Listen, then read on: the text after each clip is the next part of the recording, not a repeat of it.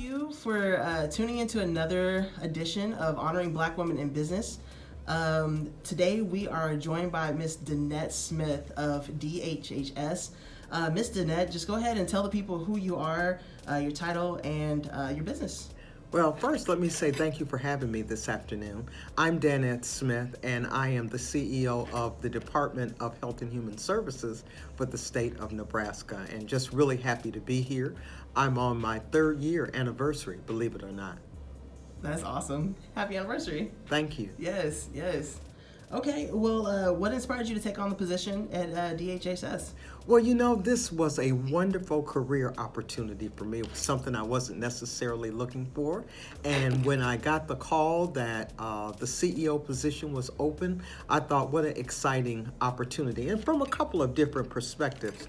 Number one, a lot of the work that I'm currently doing here in Nebraska is work that I've done all across the country.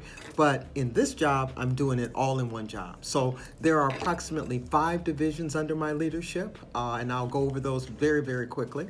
But 5 divisions, which include Child and Family Services that oversees all of our federal benefit programs, including child support and child welfare.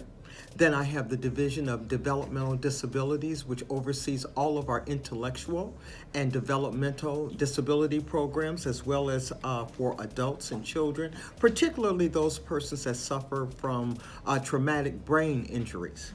My 3rd division is behavioral health, and that's all behavioral health services for adults and children throughout the state of Nebraska.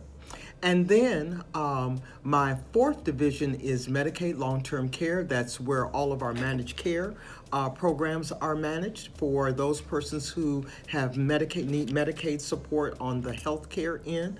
All of our MCOs are managed through managed care long-term care, as well as services for adults. And the one that you're the most familiar with, which is my 5th division, and I consider that the granddaddy of them all, public health. And so I oversee public health. So we're like a $3.5 billion operation and approximately 5,000 staff.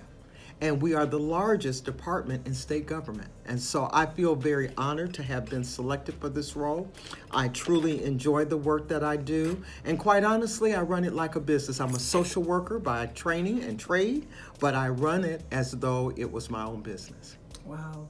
What advice do you have for any upcoming entrepreneurs? Well, I think the advice that I would give is that you have to be inspired to do the business that you're in. One probably shouldn't be in a business that they don't enjoy. I do the work that I do. I'm inspired by the work that I do because I'm really about serving my community and serving people here in Nebraska.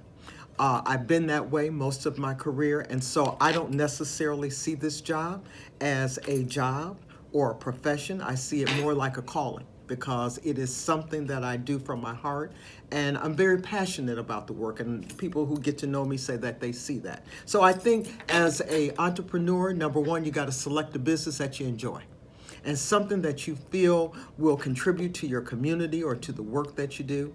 The second thing, I think you have to be a very good steward of money.